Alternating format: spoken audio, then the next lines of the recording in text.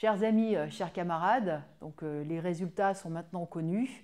Emmanuel Macron a largement emporté cette élection avec plus de 58% et Marine Le Pen a échoué.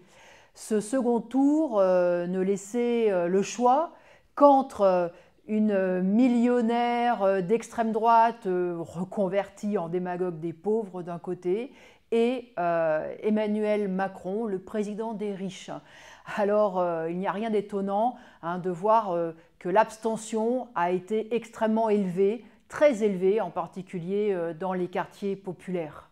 Mais je voudrais surtout insister sur le fait que, contrairement à tous ceux qui ont appelé explicitement ou implicitement à voter pour Emmanuel Macron, en particulier tous ceux qui se revendiquent du mouvement ouvrier, partis ou syndicats, et qui ont fait croire qu'Emmanuel Macron pourrait nous protéger de l'extrême droite et d'une menace fasciste, nous ont trompés. Nous ont trompés parce qu'en réalité, Emmanuel Macron ne nous protège pas de l'extrême droite.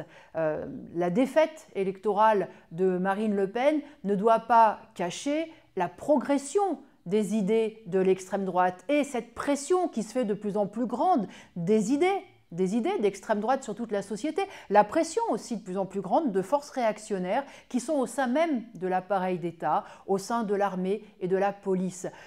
Durant son premier quinquennat, Emmanuel Macron n'a cessé de faire des concessions à ces forces réactionnaires. Demain, il continuera. Alors tous ceux qui ont cru pouvoir finalement faire barrage à la menace fasciste dans l'isoloir, eh bien en réalité ont été trompés. Cela va nécessiter un tout autre combat. Et puis évidemment, en homme de la grande bourgeoisie et en larbin avéré des financiers, Macron nous portera de nouveaux coups. Il l'a d'ailleurs très clairement annoncé, il veut s'attaquer encore une fois aux retraites, au RSA, il veut réhabiliter le travail au mérite, cher déjà à Sarkozy. Et puis, dans le contexte de l'aggravation de la crise économique, et face à la volonté de la classe capitaliste d'en profiter, de profiter de cette crise, eh bien, il l'aidera à faire reculer la condition ouvrière. Pour conclure, il n'y a pas de regret ou d'amertume à avoir vis-à-vis de ce résultat.